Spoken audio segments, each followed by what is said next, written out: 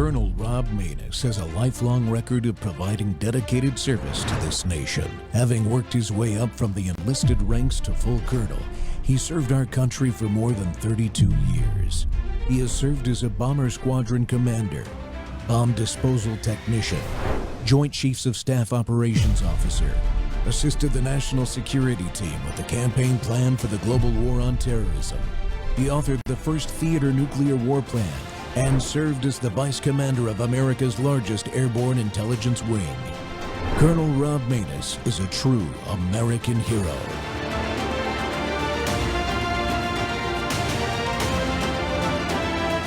This is Rob Maness Live.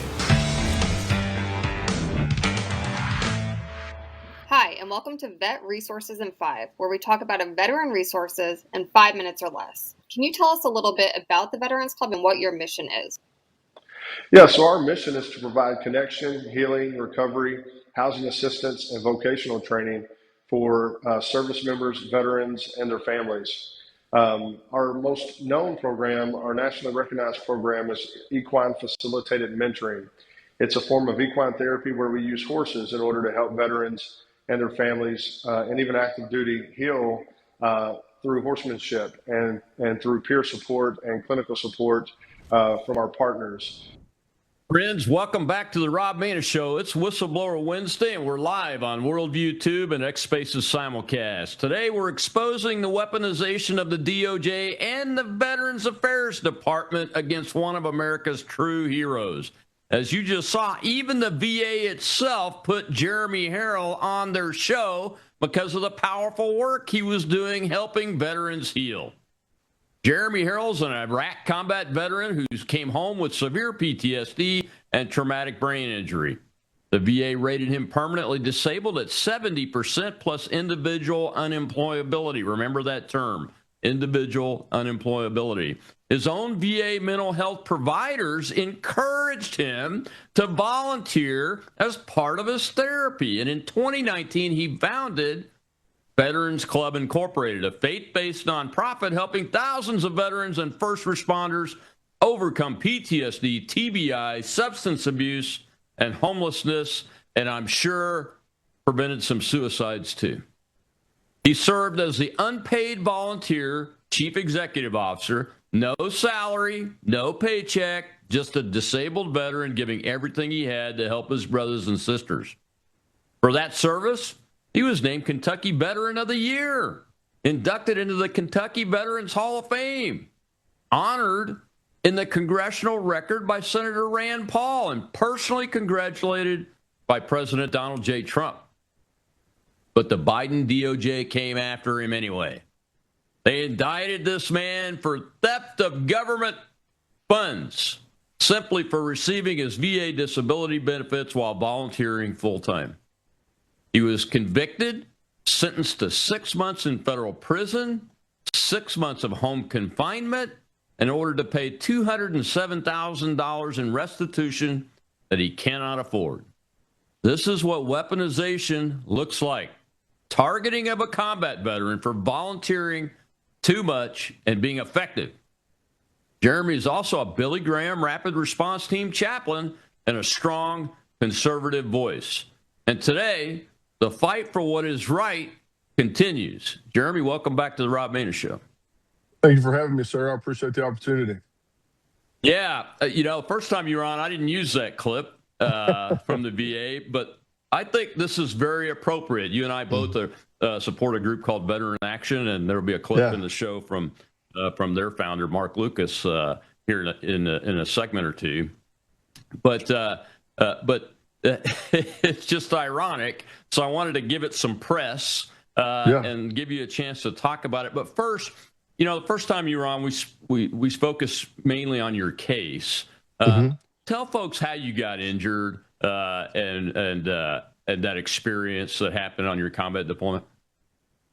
Yeah. So, the TBI was from blast, from mortar rounds, but also it was a culmination of blast throughout, my career in the military. And one thing they're starting to find out now through research, and I just come off of a 3-month treatment program down at the Shepherd Center in Atlanta, Georgia. They have a program where they focus on military, but also other government agencies like FBI, CIA, other alphabet agencies that have TBIs as well. But even training over the course of many years of explosives and firing weapons can create traumatic brain injuries. So there's veterans out there and even active duty military who are out there today still serving who probably have that and may not know it.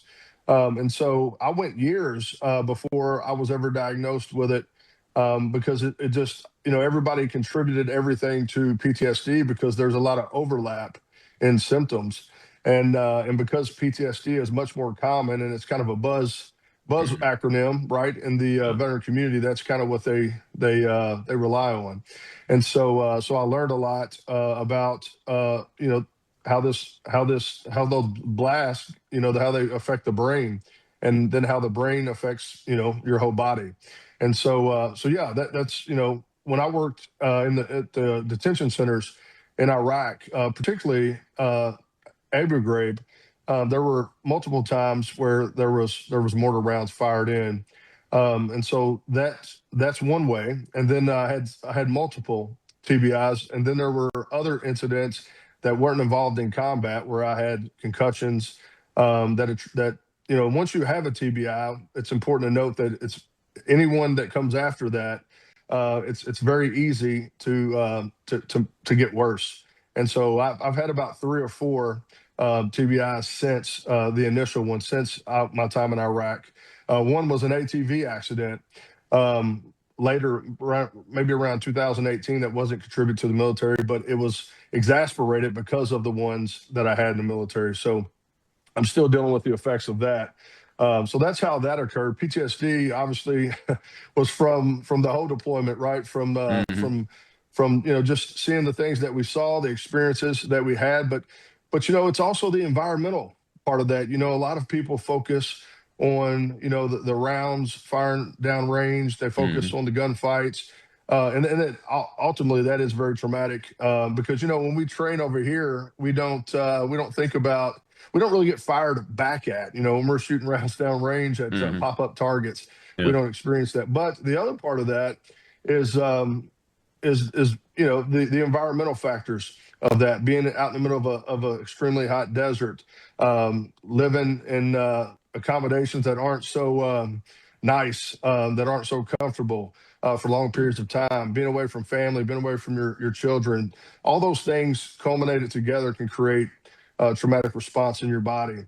And so there's so much more to PTSD and to TBI than just the gunfights and just what we think of when we hear it in the news and things like that. Yeah, one of the very few things that I actually talk about the NFL, National Football League, in a positive way now is their work on concussions and TBI, and especially the cumulative effects. And one of the things I've learned working with being on the board of directors for Military Veterans Advocacy, especially, is the combination of long-term TBI, repetitive TBIs, the cumulative effects of that when overlaid on the PTSD. You actually have different types of symptoms than if you just had PTSD. It's a very different type of reaction depending on how severe the TBI is. So it's something that we've got to continuously assess and look at and do research on to get to the solution as quickly as possible. And speaking of solutions, you were on the VA podcast there to talk about the club that you created as a volunteer. And I'm sorry, I laugh. I'm not laughing at Jeremy, folks. I have to chuckle sometimes. It's my protective reaction to keep me from yelling about the VA, or anybody else that treats people poorly, So your club, remind folks how you set it up, what its basic functions are, and then what's it doing today? Yeah. So, when you think about all that's come down from this whole incident, Veterans Club, the way that we started is, through the course of my own recovery, going to I've been to over 12 programs for veterans around the country to try to figure out how to manage the symptoms of PTSD and traumatic brain injury and things like that, and transition issues. And over the course of going to these programs, one thing that I kept hearing, that the overarching theme was, I don't necessarily miss the job in the military, but what I do miss is the camaraderie. I miss Mm. being with other veterans and other military service members. And so I thought, well, wait a minute, we don't have to, be in uniform to have that same level of bonding and camaraderie. And so I thought, well, what if I just start a private Facebook group to have a little bit of confidentiality, and maybe we can get 6 or 7 veterans together Hmm. once a month with our families and have a cookout. I mean, that was Yeah. literally Yeah. how Veterans Club started, and it sounds really simple, but I think a lot of times we overthink things, and that was proof because we took off, and 3 years later, uh, we get invited to Washington D.C. as the Veteran Service Organization of the Year and win a National Patriot Award, and we end up with 5 nationally recognized programs. But the point is I never had a vision of growing this organization the way that it grew. It just organically happened, Hmm. and really my faith comes into play here when I say that God showed favor to what I was doing, because it was pure and it was authentic and it was genuine. There was no incentive for me other than get to watch improvement in the lives of folks who serve this country, getting to see families come together and getting to see people heal. That was the greatest reward that I've ever received, and it's more important to me than money has ever been. And throughout that mission, for the folks who were open to it, I got to share the gospel with them. Right when they would look at me and say, "Jeremy, how do you do this? How do you operate the organization?" I could say, "Well, let me tell you who really does it," and I can have that conversation. And really, that was the reward. And so. Um, you heard it in the video. Our most famous program, I guess, is the Equine Facilitated Mentoring Program, and that's where we use horses. We're in Kentucky, so it makes Hmm. sense, and we use horses to really start hard conversations. It's much easier to talk about your worst day when you're brushing a horse in front of another veteran, and that we ended up being one of the top 5 fastest growing nonprofits in the country, and that we're still operating today. And the funny thing about this whole legal issue and the whole situation with the organization is that they condemned me, basically saying that I was doing all this work and all this stuff, and in reality, this organization has kept running even when I was incarcerated, and Yeah. it's still running today. And I can assure you that I haven't been nearly as involved as I wanted to be. I get phone calls, and I advise, and now that I'm through with the sentence of the legal part, I'll be more involved. But the point is it never was just the Jeremy Harrell show. We do have a board of directors. We do have a board of advisors. We have hundreds of volunteers. But the point was, it wasn't about any of that. They didn't care about any of that. They just wanted me, and so that's kind of where we are today. But we're still operating. We're still getting grant money. We still have generous donors, and we're still changing lives. And that's the most Hmm. important thing for me. But you saw the video with the VA, and the reason why you see a video with the VA, and for people out there, it's not easy to get the VA to partner with a non-government organization.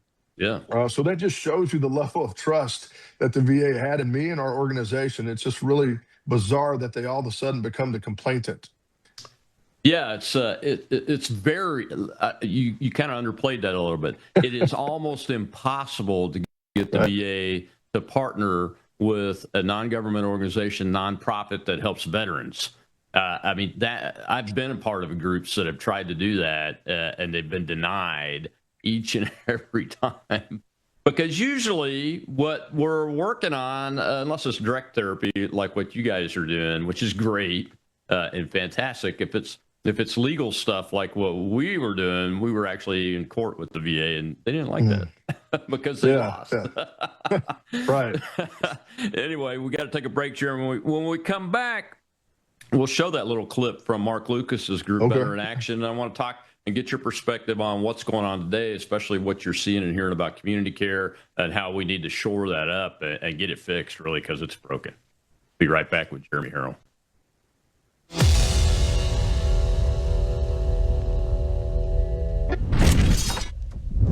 Take a look at the water you just poured. It looks clean. It tastes fine. But what's really in it? Lead, fluoride, arsenic, chlorine, pesticides, PFAS forever chemicals, pharmaceutical residues, and bacteria. Every single day, these toxins flow straight from your tap into your glass, into your family. It's time for Sentry H2O from Worldview Water. Sentry H2O is the ultimate water treatment technology, designed to remove harmful toxins, balance your water's pH, and enrich it with essential minerals like calcium and magnesium, the way nature intended. From commercial-scale systems to whole house filtration to crisp, delicious drinking water right at your kitchen sink and shower, Sentry H2O delivers cleaner, healthier water everywhere you need it. No plumber, no tools, no plumbing knowledge required. Perfect for homes, apartments, rentals, RVs, refrigerators, and more. Because everyone deserves access to clean, healthy water. Visit worldviewwater.net. That's worldviewwater.net. America's heroes deserve more than waiting lines and broken promises. We're allowing our veterans to get access to the best medical care available. President Trump opened the door to real healthcare choice, but Washington politicians put bureaucracy before veterans. Congress must restore and protect that freedom. Pass the Veterans Access Act and give our heroes the care they earn. Nobody deserves it more than our veterans. Paid for by Veteran Action. Welcome back to the Rob Maness Show. It's Whistleblower Wednesday, and my guest today is disabled combat veteran Jeremy Harrell, who's the founder of the Veterans Club Incorporated out of Kentucky, and had a weaponized DOJ and VA Inspector General's office used against him to send him to prison. Jeremy, you know, that little ad right there, I wanted to use that because it's appropriate for current events. The VA still has a lot of broken parts in it, doesn't it? Oh, absolutely. Absolutely. There's a lot of holes that need to be filled in the Veterans Affairs Administration. And, shout out to our friend Mark Lucas with Veteran Action. He's been hard charging, trying to get these bills passed, especially the Veterans Bill of Rights and the Take Care of Veterans Act, which is super important. That includes the Major Richard Starr Act, and that includes about 60 partisan bills. And he's working really hard, and these are things that we need. I mean, we constantly see, especially the community care. I just saw something the other day where a gentleman had couldn't get into the VA for, I think it was 13 weeks, and he had to come out of pocket, right, to go to the doctor because he was having such severe symptoms and ended up with cancer. And that's just unacceptable, right? To have to wait 13 weeks to get an appointment. That's just one case. You can just imagine the hundreds of cases. And then when you look at the mental health side of things, and this is unfortunate, I hate to talk about it, but I think we have to, is that veterans are going to VA hospitals and taking their own lives because to send a message to the administration that they're not getting the care that they need from the mental health side. So there's a lot of things we need to do to fix the system. Now, have you been in the mental health system on the VA side? What was your experience in that? Yeah, so I've been in the VA mental health system since I think around 2008, and it's really individual therapist based. It's just like anything else. You have some good therapists, you have some bad ones, but some of the methods that they use, I believe are extremely outdated. Which is why one of the programs at Veterans Club is the Equine Facilitated Mentoring. It's an alternative approach to therapy, which is also included in the Take Care of Veterans Act, right? It's that's one thing that they're talking about, doing research on these things. But every veteran's different. You got to have more things that you can offer versus instead of prolonged exposure, CBT, and the standard talk therapy.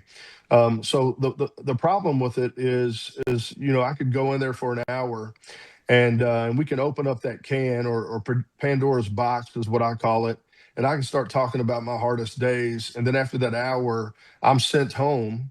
The therapist is waiting to see another veteran. But what do I do with all of that? Right? What do I do with everything that I just conjured up? Well, now I have to take 2 or 3 days, or maybe even a week, to try to settle down. But there's danger in that time frame, right? If I have no one who can calm me down, and that's something we need to focus on. We need to focus on the aftercare. And one thing that I've noticed in the VA system is there's no one who calls you later on that week to check on you after you've just went through that intense therapy session. And I think that's a shortcoming. But I do think, depending on which VA you go to, which shouldn't be the case, they should all be consistent, that they're trying different things to get better. But I believe that there's so much inconsistency. And I think that's a leadership issue and a training issue. And my hope is that Director Collins, or sorry, Secretary Collins can get his program managers and his directors through the VA system all on the same page so that there can be a consistent rollout of good training to make sure whether I go to the VA in Louisville, Kentucky, or I go to the VA in Mississippi, it's all the same. We should get the same level of care. Yeah. Yeah, that's been my experience too. I mean, it's different, and usually it is mental health provider, the specific provider, the indicator, usually that provides that disparity in outcomes. The other thing is they still use and are reliant on the SSRIs, and I think I honestly think that they believe the SSRIs are what take care of you after you conjure up all that stuff. Which we know that all that medication has big warnings on it for side effects that include at the very top can increase suicidal ideation tendencies. It's just never made any common sense to me. I hope before this president leaves, we can make some headway on that and get to some common sense solutions that don't include those. Yeah, and here's the thing. I've unfortunately, since going to the VA back in 2008 and being diagnosed with PTSD and taking medicines, I've been prescribed over 21 medications for mental health. Everything from antipsychotics to SSRIs. And I will tell you that I use the phrase, it's robbing Peter to pay Paul, because, you're trying to fix one thing, but you're creating other problems. And so if I'm trying to fix the mental, then I'm having some physical issues because of the side effects of the medicine. And so it's just a cyclical effect that you never feel better. One way or another, you got to pick your heart, I guess. And so that's why I'm so excited about this Ibogaine treatment. And I did recently have a meeting with Brian Hubbard with Americans for Ibogaine, and I'm very excited about that conversation and very excited to hopefully soon go through that process myself to where I can really speak intelligently about how it impacted me. But I'm looking forward to that. And what's good about the Ibogaine is it's a one and done situation, and you don't have to be on these horrific medicines for the rest of your life. And so, yeah, I agree with you.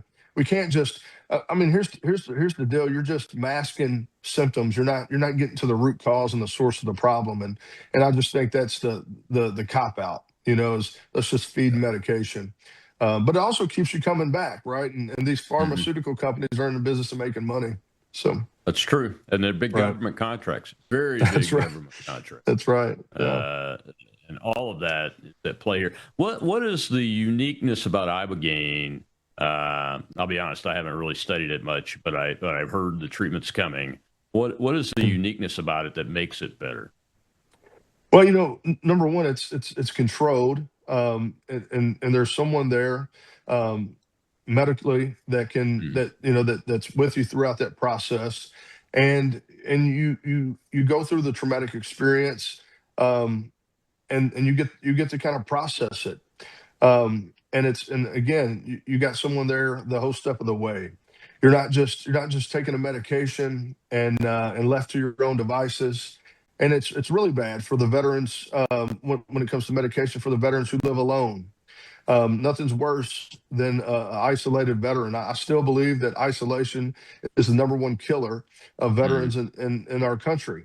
Um, and so, with the Abigail treatment, you're on site with folks, and you're there for a period of time in which you're monitored closely.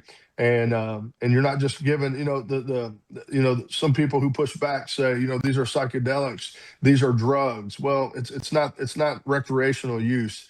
These are controlled. These are you're only getting a medicinal use. You're only getting so much Mm. to fix the problem. And so, but once you get through that, and it's not a fun process. It's not. It's from what I understand and what I've read and what I've heard about is that it's very difficult, and it's not a walk in the park. But again, once you get through that, well, then you feel better, and it's over an 80% improvement immediately. And I'll take those odds any day over some sort of pill that may do something momentarily, but it could also it's killing my liver, or it's killing my stomach, or it's creating digestive issues that most veterans we probably have anyway. Hmm. And so yeah, so I'm a huge advocate for anything alternative anyway, anything that we get from the earth that God has provided versus something that man made where they sell a bunch of it for a bunch of money. That's just my perspective. Yeah, yeah. A recent study just came out, a peer-reviewed study about the long-term effects of SSRIs, these physical symptoms that heretofore I've been told, it was told they were temporary. Now it looks like a lot of them are permanent if you were Mm. on the medication long enough. So that's another reason to step away from that.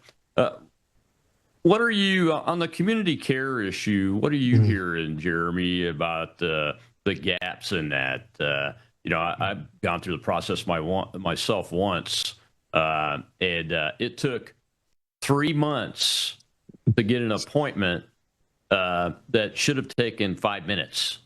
Three Mm. months, and it was only Yeah. with me calling in several times to follow up that I would have gotten the appointment anyway. Yeah, that's true. And here's the other side of that is, when I was down in Georgia, um, I had an issue where I felt like I needed to go to the emergency room. Mm. I went to the emergency room and sought treatment. Ended up, getting discharged, and you know with some medication, things like that. And today I get calls from a debt collector Mm. because the VA hasn't paid the hospital for that that visit. And here's the thing. Here's the other frustrating thing. Before I could go to the emergency room, now luckily mine wasn't a life or death situation. I mean, it was an emergency, but Mm. it wasn't too critical. You have to call the VA, and they give you an 800 number. You have to call them. They ask you a ton of questions, many of them in which you don't know, like some sort of code that the hospital has to give to the Mm. VA, and then you have to wait until they tell you that you can go, that they will pay for it. And then when you go, you think, okay, finally I'm here. They're going to pay for it. And then in fact they don't. And then months later, you get these bills in the mail, Mm. and then all of a sudden, next thing you know, you have debt collectors calling you, and it could interfere with your credit report, right? And so that's what I'm Mm. currently going through now. Well, this is the problem. I think the first problem is if someone needs to go to the emergency room, they should be able to do that. You shouldn't have to call and get approval to go to the emergency room. It should be just like going to a Mm. VA. Yeah. That's number one. But from your standpoint, for the time frame in which you can get community care, it shouldn't take 3 months. In fact, the reason why that was designed is if you can't get an appointment at the VA within 30 days, Yeah. the whole point is to refer you out so that you can get an appointment. For you to have to wait Yeah. months, it defeats the purpose, and it's the broken system. And personally, what I like about community care is I actually, and I hate to say this because I would love to be more supportive of the VA, but I prefer, especially for very serious things, like I had a cervical spine fusion, Mm. with my spinal cord. I was very happy to be sent to a neurosurgeon in the private sector, versus a neurosurgeon at the VA. But again, you shouldn't have to. I shouldn't feel that way. They should have Yeah. just as good as surgeons, just as good as care. But there's that distrust because if you can't even get the billing part right, then I don't know who you're hiring to work on my spinal cord, right? So Yeah. there's that. But yeah, it's again, it's a broken system. It needs to. There's a lot of training that needs to be done. There's a lot of consistency issues there, and really, what happens is it falls on the backs of the veterans. You're exactly right. Yeah. When we come back from this break, I'll talk about one part of it that actually works perfectly, and the other pieces of it should be modeled after this. We'll be right back with veteran Jeremy Harrell.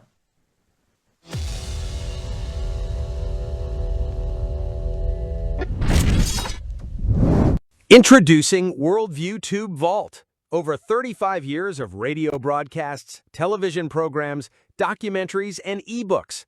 Plus, Worldviewpedia, our powerful search engine for instant worldview and Bible research. Join for as little as $7.99 a month. And now, Vault members get something brand new, courses. Our very first course is here, the Book of Revelation with Brannon House. 53 in-depth lessons, complete with overview quizzes, walking you verse by verse through one of the most important books in Scripture. Getting started is simple. Go to worldviewtube.com/vault and join today. Already a member? Visit worldviewtube.com, click the person icon in the top right, and log in. Then hover over Vault in the menu and select Courses. That's it. You're in. Join WorldviewTube Vault today at worldviewtube.com/vault. I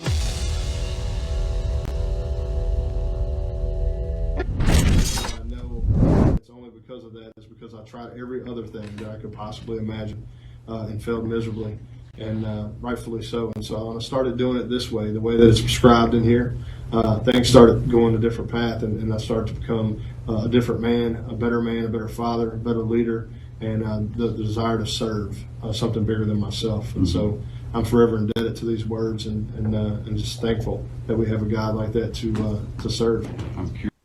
Welcome back to the Rob Maness Show. It's Whistleblower Wednesday. My guest is once again combat veteran and disabled veteran Jeremy Harrell, who has been a victim of a weaponized inspector general at the VA and Department of Justice system that went after him for the volunteer work that he was doing in an unpaid capacity because of his disability rating. And Jeremy, that was a clip of you talking about the Bible and about God and your experiences. But before we dive into that, let me say one thing about community care. There's one aspect that the VA has right, and that is the urgent care capability.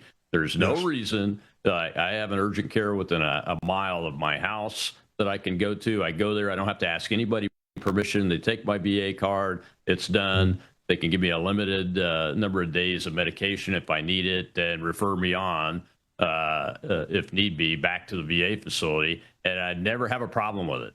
That should be happening for emergency rooms. Yes. It should be happening for regular community care. I ought to be able to take a list of approved providers and call and get an appointment and have priority for that appointment, and the bill gets sent to the VA. It's as simple as that, folks. If we can do it for urgent care, we can do it for the rest of it. So there is some good that's going on.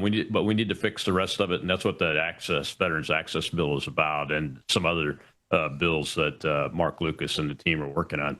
And one other thing President Trump implemented is from the mental health side. Any veteran who is in a mental health crisis can go to any ER nearest them. And that will all be covered. It will all be free of charge. They no longer have to go to their nearest VA or even call and get approval in any circumstance. So, we want to thank President Trump for, opening that up, because that's critical. So that's another good thing. So there's two good things that we've uncovered. Absolutely. I mean, and they've all come from Trump administrations, believe it or not. Yes, Where's everybody else? Well, they're part of the team bureaucracy. We're part of Team America. That's right. And we're going to try to fix it no matter what the bureaucracy says. So, bureaucracy, what specifically about your disability rating opened the door for you to be investigated, prosecuted, convicted, and sent to prison. What's the specific issue there involved in that? Because I'm disabled. I have a disability rating, and I work. Yeah. So I think the biggest bureaucracy there is that nobody can really define the definition between volunteer and work. The government is, well, here's the reality, is they don't want to define it. They think what I was doing was work, but what I was doing was volunteering. The Department of Labor's definition is what we brought up in trial, because that's really the closest definition we have, and it's doing something for it's doing a task for compensation, essentially. But I was never getting any kind of compensation. And so then the government's theory was, well, you were doing substantial gainful activity, but that's not the law. That's not, they just manipulated it, right, so that they could get the conviction.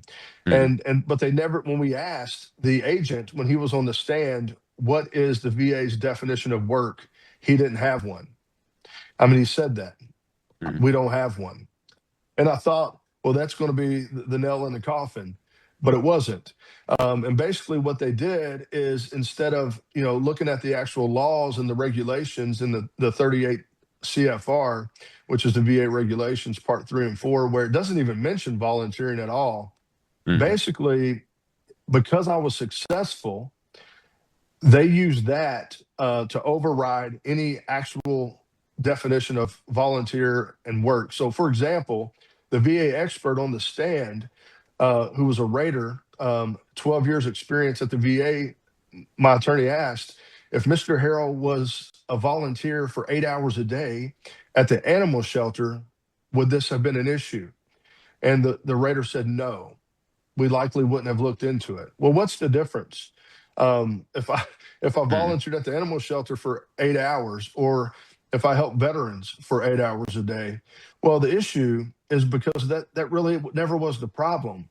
If I was at an animal shelter, they'd prefer that, because I wouldn't uncover all the issues within the government and how we're not taking care of veterans. I wouldn't have been a voice on Fox and CNN about what we need to fix in this country, but they can't say that. And so the issue really wasn't the issue. But what they really try to nail it down is that, yes, I wasn't getting paid, but they think I could have gotten paid hundreds of thousands of dollars to do the work. But again, that's a coulda, woulda, shoulda. And I was always under the impression that in court, facts matter. But in my case, specifically for me, on my side of the fence, it was about theory, and it was about perception, and it was about how many times the prosecutor said highly successful founder and CEO, that's all he kept saying.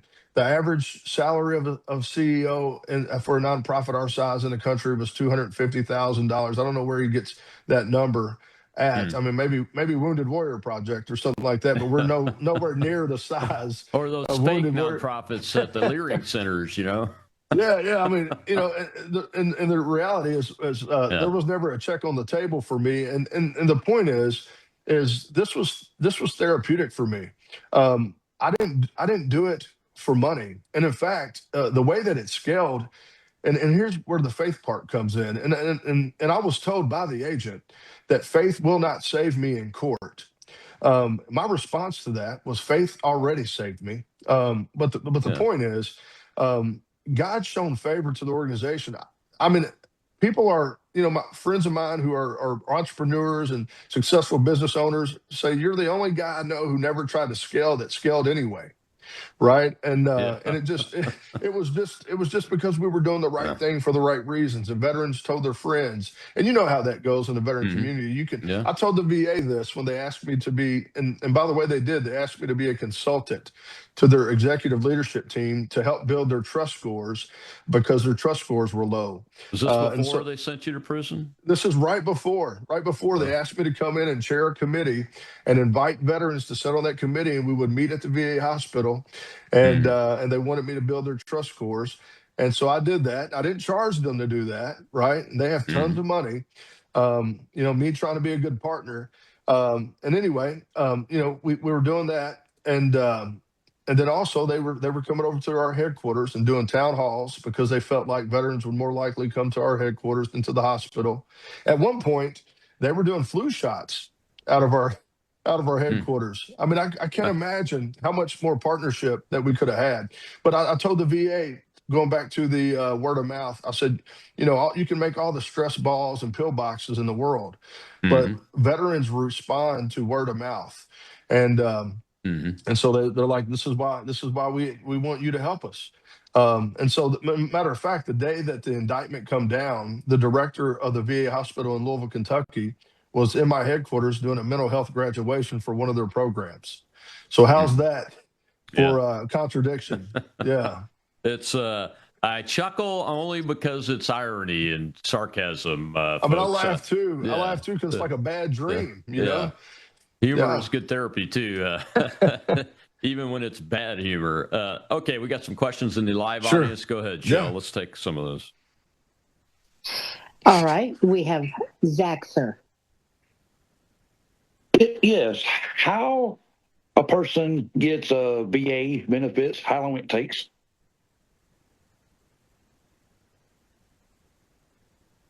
You want me to answer that? Or? Yeah. Go ahead, Jeremy. What's your experience with? So I think that part is getting a little better because of technology. When I first got rated back in 2010, it took me almost 2 years. But now I think they're trying to do it within 120 days. I think that's the goal, and I think for most cases, depending on how many claims that you make and how complex they are, that's very reasonable amount of time. And of course, if you have a VSO, which is a veteran service officer, or some sort of advocate on that alongside of you, things can go much quicker. But yeah, I think they're getting better at that part. Yeah, and in 2012, it took me about 19 months, I think. But I had a big claim. I had 3 volumes of medical record and all that stuff, and had some help with the VSO. But it was getting shorter. And folks, if you're still on active duty, there is a way to file your disability paperwork before you leave active duty now. So check into that. That way you can have a rating on discharge, at least a minimal one, and then go from there. The other thing I would say about that is that very rarely does somebody come out and get a rating over 50 or 60% right out of the gate. Most people are in the 30s to 60 from my experience. This is just my experience, unless they're completely mobile, those kind of things. Some of these ratings happen over time, and those kind of things. So it's something that the system is really was not originally designed to be speedy for some reason. You would think it would have been, but it wasn't. And they've been working to fix it a lot. So that opening clip there, you were talking about God and the Bible, and I'm assuming that's post-prison time. Is that correct? No, that's was actually that's actually an interview I did. Actually, what's interesting is they used that interview is actually a very long interview. They used part of that. They played that in trial, certain pieces, obviously but they didn't play that part. Imagine that. But so I did that. I think it was maybe I want to say 2019, 2020, maybe. Yeah, I think it was 2020 because for most of it we had to wear a mask before and after, the pre-show and after the show. But yeah, that was around that time frame. Yeah, so I guess it's because you were 70% and you had this thing about employability as part of your specific rating. Is that right? Is that why they were able to come after you for this? Yeah, so the initial complaint they said was anonymous in December of 2021, saying, and it is in discovery. Now, understand that the investigation started several months before the initial complaint came in, the anonymous complaint. But it said that somebody thought that I was living too good to be on disability, and they thought I was taking money from my organization. Well, unbeknownst to me, there was a financial forensic audit performed, and they found that I didn't take anything, nothing, right? And so, but here's the part that's really strange is they didn't close the case. Instead, they decided to look at a new theory. So then they started digging into the benefits side. They started digging into the organization, and then I guess they decided, well, wait a minute, this guy's successful. This guy's on TV, and this guy's making a lot of headway, and he's winning these awards, but he's supposed to be unemployable. But here's the problem: is unemployable doesn't mean that that you don't have a brain, that you can't be productive, that you can't do good in the world. And I think it's a terrible precedent to set to expect a veteran to be unemployable, that he must sit in his home and do nothing. And in fact, I'm at this point, I think unemployability should probably go away. I think if someone is considered unable to work, they should just move to the 100% scheduler. Right. I mean, I just think that's a gray area, because if they would have told me, I'm going to give you this rating, and you're going to be permanent and totally disabled, but here's what you can't do: you can't go and do anything. You can't volunteer to do. That I would have said, go kick rocks with flip flops on. I wouldn't have done that.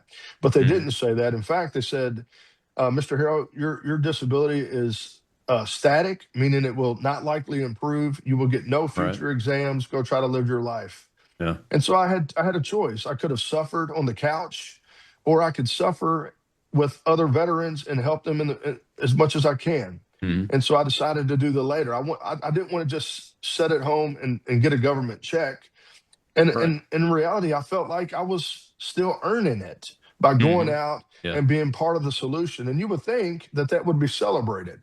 But no, it wasn't. And so the difference is they said that the way that they give you unemployability, they're saying, well, you're 70%, but because of your disability, you can't work. So we're going to give you the 100% rate. But in reality, what a lot of veterans and a lot of people don't understand is you are allowed to make some money. You can make up to the poverty threshold, depending on your family size and wherever you live.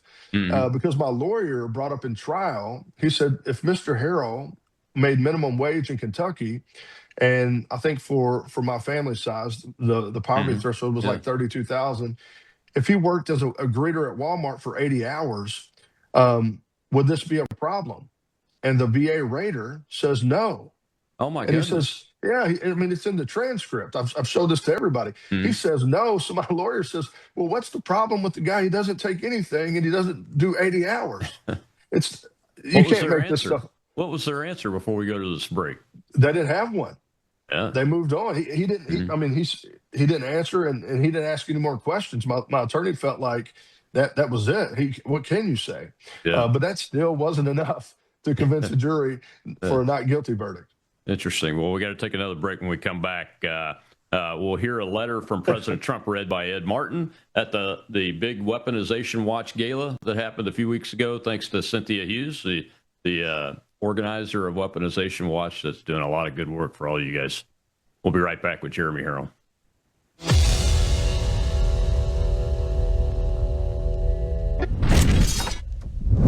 You woke up with a sore throat and a low-grade fever. You know you are getting sick, so here's your choices. You can get sicker and miss work. Try to see a doctor this week, or sit hours in a crowded waiting room at urgent care. I have a smarter option for you. Open your medical emergency kit. Match your symptoms to doctor-recommended prescription in your booklet and take the right meds now and get well faster. This is not a first aid kit. It's like having an urgent care in your home. It includes doctor-prescribed medications to treat over 39 medical issues like respiratory infections, strep throat, pneumonia, UTIs, and more. No waiting to see the doctor and no standing in line at the pharmacy. It's right here.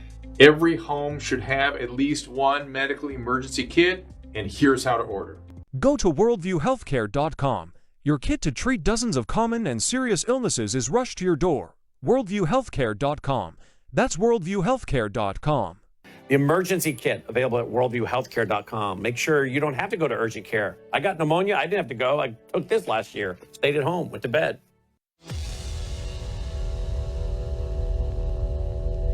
He got delivered tonight, by the way.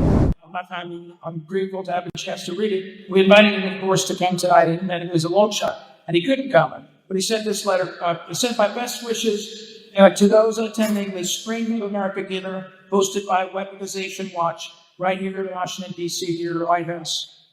For 250 glorious years, the rule of law and the blessings of freedom have stood as the bedrock of our republic and the fount of our agreements.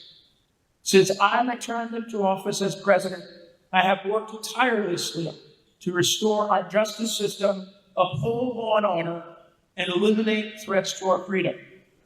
My administration has ended the era of lawlessness and the weaponization of the Department of Justice, and we have reclaimed our constitutional heritage.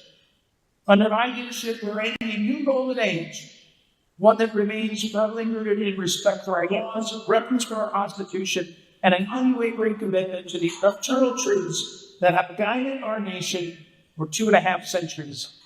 May God bless you, and may God bless all in attendance, and may He continue to bless the United States of America. Donald J. Trump.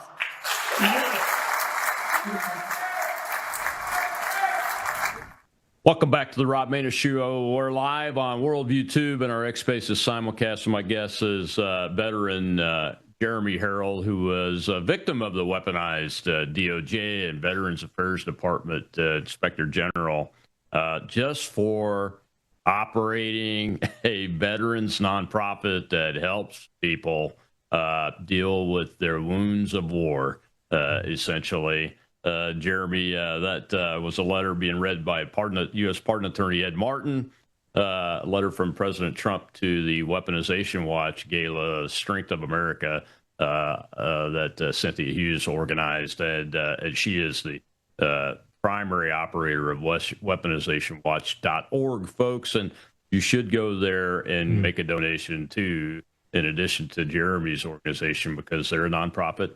And it takes dollars to do this stuff. Yes. Jeremy, how did you feel about that? I bet that room was full of hundreds and hundreds and hundreds of people that are victims of weaponization and their families. Yeah, I really appreciate the president's words, and what's great about this president is they're not just words.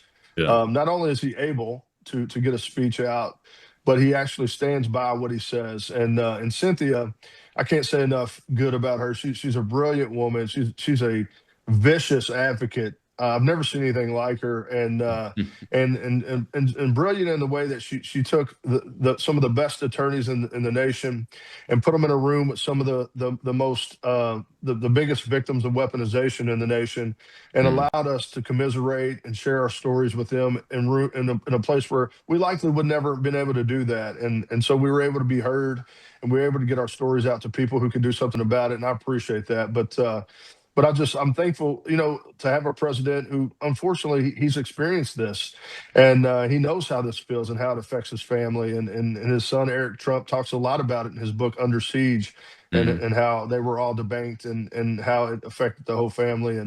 And I think that's why he's so adamant about doing what he can to fix it. And I'm hopeful to have him in office, and as I navigate this, because it's at the point now where it's kind of out of my hands, and so I'm just thankful that he's serious about making sure that this ends during his administration. Absolutely, and I know you're on the pardon list for the Pardon 250 effort that's going on there. We got some more questions in the audience. Let's try to take those before we get to the end of the show. Sure. Go ahead, Shel. We have Liz, sir. Thank you, Michelle. Good afternoon, Colonel Maness. Jeremy, first I want to say thank you for what you do.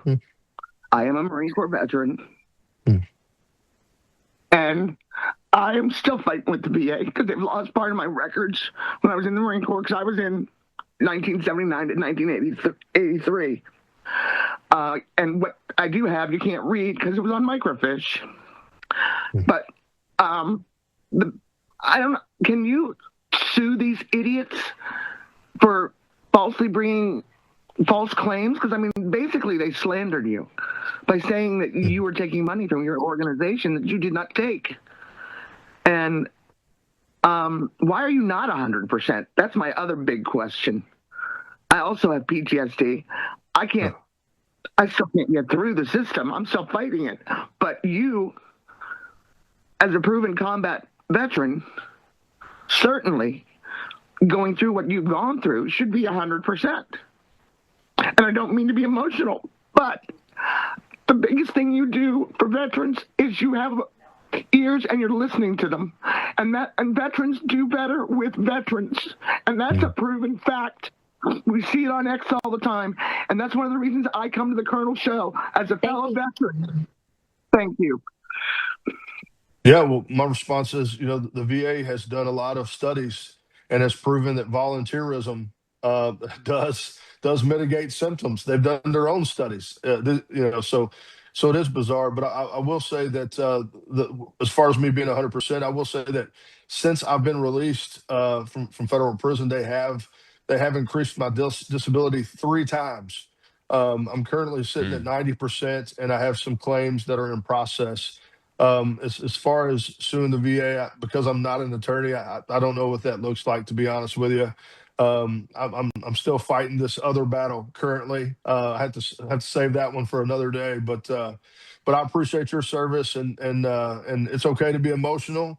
I'm emotional often because we both understand what it looks like to be in front of one another when we're trying to navigate this challenge. I mean, I tell veterans all the time, the second we walk out of our front door, 93% of people won't understand us. And so that's why we got to have each other. And that's why we got to surround ourselves with like-minded people who understand the struggle that we have. So I hope you find your records. I will say that when the VA can't find your records, they do have a duty to assist. That means that you can submit other evidence, buddy statements, even your own statement, and they have to consider those. So I hope that helps you. Absolutely. Thanks, Jeremy. I appreciate that. Thanks for the question, Liz. It's okay, folks. It's okay to be emotional about this. Yes. I mean, most people, all of us have given everything we've had in our youth, especially to the country. Most of the time when you're talking about these situations and everything. Before I let you go, and folks, Jeremy is going to be in the after show on X Spaces simulcast. I can't be there today, but he is going to come into that to answer more questions and everything. But obviously, you're a Christian, my friend. You're actually a chaplain, I think, in the Franklin Graham organization and Billy Graham organization for crisis response. And I just wondered, while you were in prison, serving in prison, how did you approach that from a Christian perspective? And I know you witnessed to non-Christians while you were in there, right? Yeah. So actually, the day that I self-surrendered to prison and I went through, you have to go to the main prison. I was in a satellite camp next door.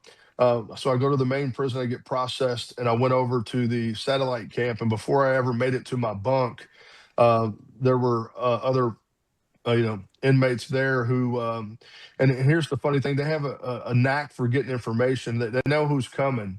And because my story in my case was, highly, publicized, folks knew I was coming, and they knew my background. And so there were people coming up and saying, Hey, Jeremy, I know that you're a chaplain, and we don't have a chaplain here at this facility. And we were wondering if you would do Sunday services. And so while I was there, that was primarily what I did. I did Sunday service. In fact, my last sermon was Mother's Day of 2025.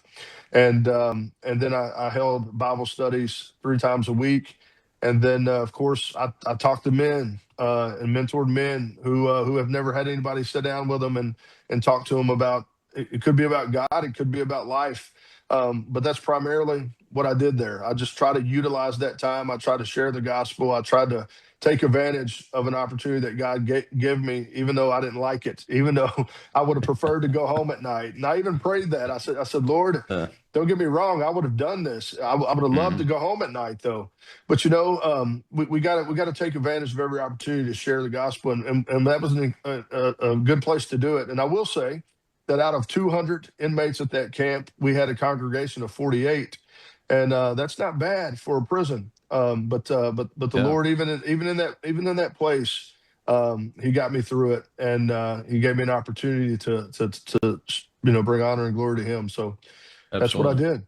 Yeah. God is good, my friend. God is good all He the is time. good. Absolutely. And God bless you. I appreciate that. Tell folks you're a strategic advisor now for the Veterans Club Yes. Incorporated. We did get that up on the Chiron. Yeah. Tell folks how they can find the club and you right now before I let you go real quick. Yeah, so you can find us veteransclubinc.org, and of course you can find us on all social media platforms. And I just opened up an advisory business, started an LLC. I will be doing crisis management, leadership under pressure. Obviously, I have a lot of experience in that now. I never wanted it, but I have it, and I'd like to share it with other leaders. It ain't the pretty stuff. It ain't the motivational stuff. It's the stuff that we don't want to deal with, but we have to. So if anybody's in the market for that, I'd be willing to help you. Absolutely, my friend. Absolutely. Thank you very much. God bless you. And, yes, sir. Thank you. We're with you in this fight. All of America is. Thank you, sir. All right, folks. Tomorrow, Truth Thursday, another weaponization victim. Set of victims. Actually, we're going to talk to one of these three individuals. Michael Castellero will be with us to talk about how his company was attacked and dismantled, hundreds of millions of dollars, I think, and it hurt the little guys. I'll see you then.